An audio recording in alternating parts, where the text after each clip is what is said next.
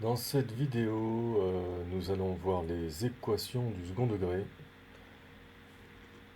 l'essentiel du cours, ce qu'il faut connaître. Alors tout d'abord, qu'est-ce que c'est et à quoi ça sert une équation du second degré? Alors une équation du second degré a pour forme générale x carré plus bx plus c égale 0.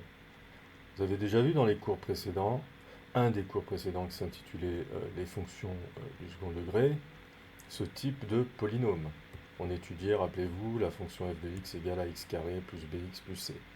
Là, il s'agit de prendre ce polynôme et de voir quand est-ce qu'il est égal à 0. C'est ça l'équation du second degré. Donc on rencontre ces types d'équations dans beaucoup de domaines de la vie courante. Je vais vous donner quelques exemples. Par exemple, les résultats financiers d'un restaurant qui dépendent du nombre de couverts x sont de type ax carré plus bx plus c. Prenons un exemple concret. 0,05 x carré moins 1,5 x moins 100 égale 0. Il s'agit d'une équation du second degré dont il faudrait résoudre et trouver la valeur, la variable de la variable x. Et trouver le nombre de couverts x, ça équivaudrait à trouver donc quand est-ce que le résultat financier vaut 0 €. Donc cela peut aussi servir à prévoir le bénéfice d'une production de pièces de collection de verre soufflé.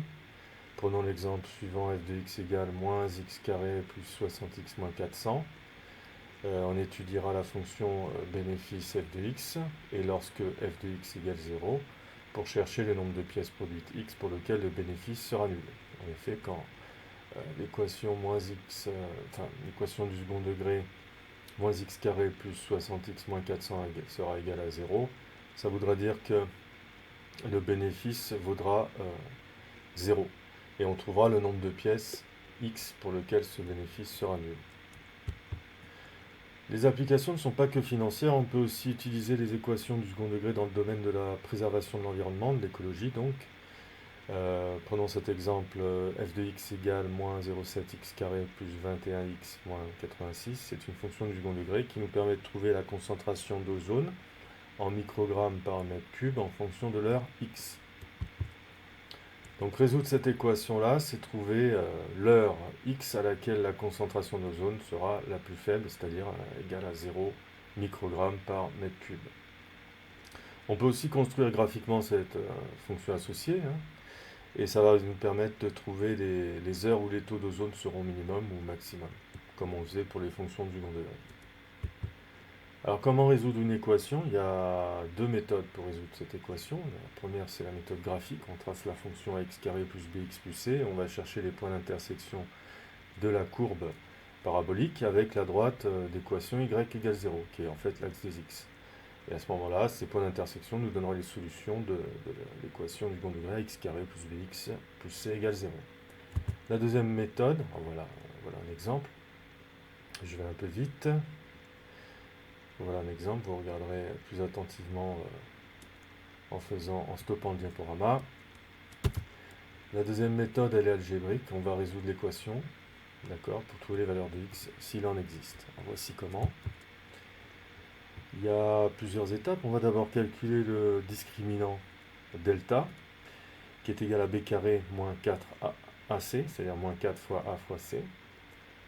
Si ce discriminant est positif, l'équation va admettre deux solutions.